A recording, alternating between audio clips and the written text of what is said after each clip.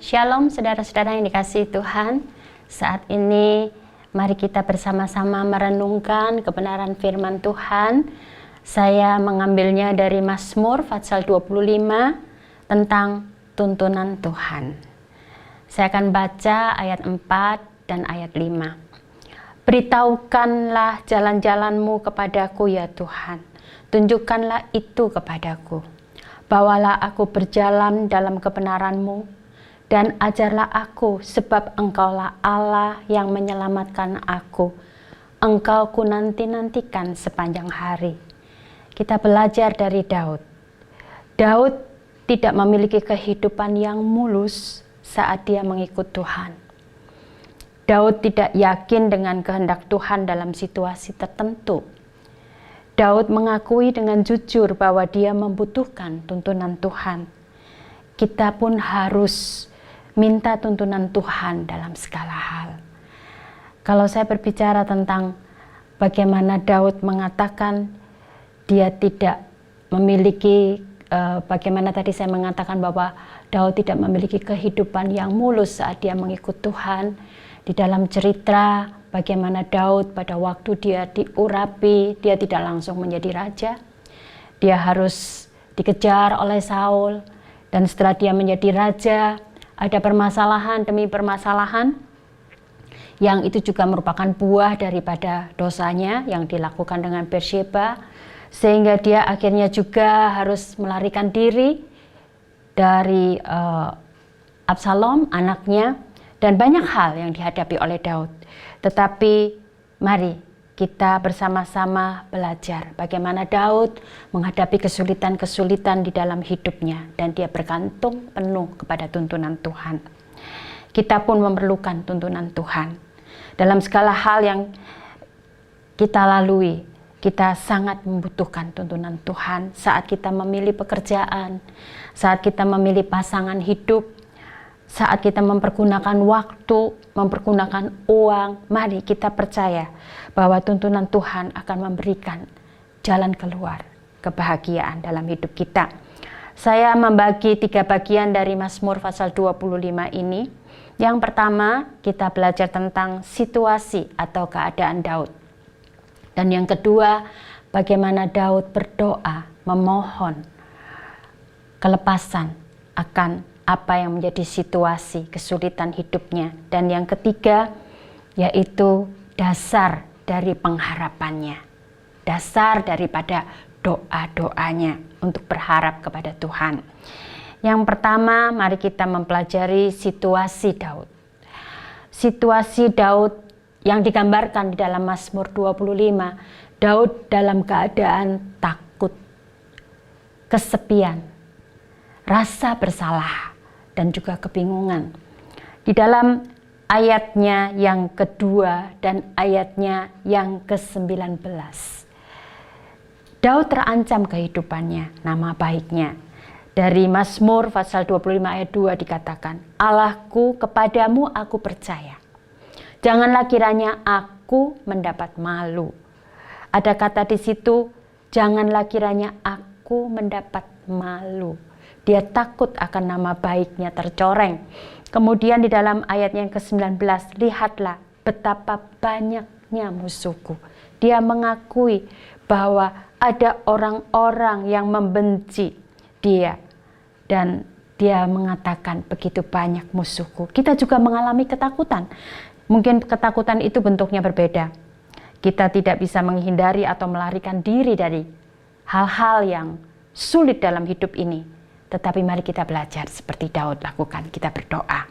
Kemudian yang kedua, Daud mengalami kesepian. Dari ayatnya yang ke-16 dikatakan di sini, berpalinglah kepadaku dan kasihanilah aku, sebab aku sebatang kara dan tertindas. Daud mengakui bahwa dia sebatang kara, menunjukkan bahwa dia seperti left alone, sendiri. Dan ini menunjukkan betapa sepinya hidupnya. Saat kita mulai sungguh-sungguh belajar mentaati Tuhan, teman-teman mulai mundur dan meninggalkan kita. Mungkin kita merasa kecewa, mungkin kita merasa sepi. Karena banyak orang yang meninggalkan kita. Di dalam pelayanan pada waktu Tuhan Yesus melakukan mujizat, murid-murid banyak orang yang mengikut dia.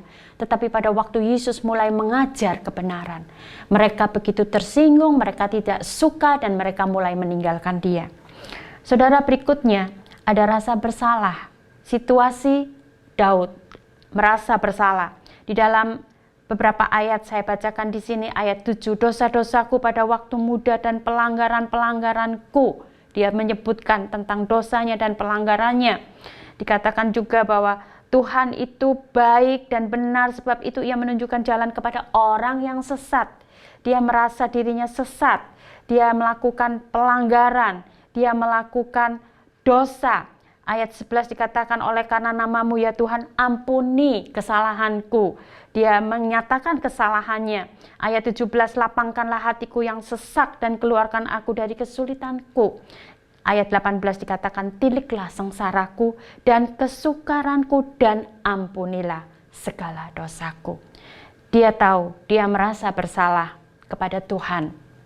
Seperti yang saya sebutkan, Daud bukan orang yang perfect. Daud melakukan dosa dan kesalahan yang besar pada waktu dia mengambil istri daripada prajuritnya dan membunuh prajuritnya yang bernama Uria, oleh karena dia takut ketahuan waktu dia menghamili istrinya. Dan saudara, dosa yang sangat besar ini, Daud tahu itu tidak bisa menghalangi dia untuk datang kepada Tuhan untuk minta pengampunan. Dan yang keempat, kebingungannya. Dikatakan di dalam ayat 4 dan 5. Beritahukanlah jalan-jalanmu kepadaku ya Tuhan. Tunjukkanlah itu kepadaku. Bawalah aku berjalan dalam kebenaranmu dan ajarlah aku. Sebab engkaulah Allah yang menyelamatkan aku. Engkau ku nanti-nantikan sepanjang hari. Saudara, kesulitan seringkali membuat orang bingung. Tidak tahu apa yang harus dilakukan. Tetapi biarlah kita memilih seperti yang Daud pilih. Berdoa. Kita lihat bagian kedua, situasi Daud. Daud di dalam keadaan takut, kesepian, merasa bersalah, dan juga dalam keadaan bingung. Tetapi ini yang menjadi doanya. Daud berdoa di dalam ayat yang ke-20. Daud mengatakan, jagalah kiranya jiwaku dan lepaskanlah aku. Janganlah aku mendapat malu sebab aku berlindung padamu. Dia menyatakan itu kepada Tuhan. Di dalam ayat yang ke-16, waktu dia menanggapi rasa sepi, Daud mengatakan, berpalinglah kepadaku dan kasihanilah aku. Dia minta agar dalam keadaan dia sebatang kara, dia berdoa supaya Tuhan berpaling kepadanya, mengasihi dia. Dan pada waktu dia merasa bersalah, dia berdoa. Dikatakan, dosa-dosaku pada waktu muda dan pelanggaran-pelanggarku jangan kau ingat. Tetapi ingatlah kepadaku sesuai dengan kasih setiamu oleh karena kebaikanmu ya Tuhan. Di dalam ayat yang ke-11 dikatakan, oleh karena namamu ya Tuhan, ampunilah kesalahanku. Sebab besar kesalahan itu. Ayat 18, tiliklah sengsaraku dan kesukaranku dan ampuni segala dosaku. Pada waktu dia menanggapi kebingungannya, dia berdoa, saudara. Di dalam ayatnya yang ke-4 dan 5. Beritahukanlah jalan-jalanmu kepadaku ya Tuhan. Tunjukkanlah itu kepadaku. Bawalah aku berjalan dalam kebenaranmu. Dan ajarlah aku. Sebab engkaulah Allah yang menyelamatkan aku. Engkau ku nanti-nantikan sepanjang hari. Bagaimana Allah menjawab doa dan memberi tuntunan. Saudara, Allah bisa berbicara langsung. Melalui mimpi, penglihatan, tanda-tanda, tetapi di dalam kenyataannya tidak kepada semua orang dan tidak selalu bentuknya seperti itu. Dan kita mungkin katakan, oh melalui firman Allah, tetapi kadang persoalan kita tidak dijawab oleh firman Allah begitu mendetail. Kadang kita tidak menemukan siapa pasangan hidup kita di dalam Alkitab. Kita tidak menemukan pekerjaan apa yang bisa kita lakukan di dalam Alkitab. Tidak mendetail, tetapi saudara, saya mau katakan, mentaati firman itu menyelaraskan pikiran kita dengan Tuhan dan menjadikan kita lebih peka terhadap tuntunannya. Sekali lagi saya katakan, mentaati firman Tuhan, itu menyelaraskan pikiran kita dengan Tuhan dan menjadikan kita lebih peka. Berdoa dan taati Tuhan. Dan dengan apa yang kita lakukan, yang berkenan kepada Tuhan, menyelaraskannya dengan firman Tuhan, itu menolong kita untuk kita lebih peka, lebih berhikmat, lebih bijaksana, dan mengikuti tuntunan Tuhan. Dan yang ketiga, saudara, kita mempelajari dasar pengharapan Daud. Saudara, kalau kita berdoa, kita juga harus memiliki dasar pengharapan. Dan ini yang menjadi dasar pengharapan Daud. Yang pertama adalah tuntunan Tuhan tentunya. Ya, dikatakan di dalam ayat 8, Tuhan itu baik dan benar, sebab itu ia menunjukkan jalan kepada orang yang sesat. Orang yang sesat, saudara, memang dikatakan dosa itu menghalangi orang untuk menghampiri Tuhan dalam kekudusannya. Tetapi saya mau katakan di sini, dosa tidak boleh menghalangi orang untuk datang kepada Tuhan untuk minta pengampunan. Kita harus datang kepada Tuhan dan minta pengampunannya seperti yang dilakukan oleh Daud tadi di dalam doanya. Dan berdasarkan tuntunan Tuhan inilah Daud memiliki pengharapan. Dan tentunya saudara, dasar pengharapan Daud itu didasarkan kepada rendah hati. Di dalam ayat yang ke-9 dikatakan, ia membimbing orang-orang yang rendah hati menurut hukum, dan ia mengajarkan jalannya kepada orang-orang yang rendah hati. Kerendahan hati adalah persyaratan untuk dipimpin Tuhan. Bagaimana mungkin Tuhan bisa memimpin orang yang sombong, orang yang sok tahu, orang yang menuntun jalannya sendiri. Hanya orang-orang yang rendah hati, yang mau mentaati Tuhan. Orang-orang seperti itulah yang mendapatkan tuntunan dari Tuhan. Dan kemudian saudara, dasar pengharapan berikutnya berpegang pada perjanjian dan peringatannya. Ayat 10-12. Segala jalan Tuhan adalah kasih dan kebenaran bagi orang yang berpegang pada perjanjiannya dan peringatan-peringatannya. Oleh karena nama-Mu ya Tuhan, ampunilah kesalahanku sebab besar kesalahan itu. Siapakah orang yang takut akan Tuhan? Kepadanya Tuhan menunjukkan jalan yang harus dipilihnya. Kita saudara harus berpegang pada perjanjian dan peringatannya, mengakui dosa kita, pengharapan kita di dalam namanya, bukan karena kita yang berdosa ini, tetapi pengharapan kita akan nama Tuhan yang setia. Kita harus menghormati Tuhan. Kita harus takut kepada Tuhan. Dan kemudian yang terakhir saudara, dasar pengharapan Daud adalah percaya.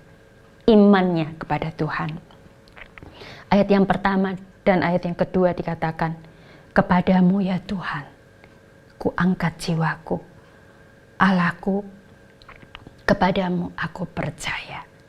Puji Tuhan saudara-saudara, biarlah saat ini kita kembali merenungkan bagaimana Daud mengatasi situasi, keadaan yang tidak nyaman. Dia menaikkan permohonan doanya. Dan bagaimana dia menaikkan permohonan doanya, dia bukan asal berdoa, tetapi dia memiliki dasar pengharapannya kepada Tuhan.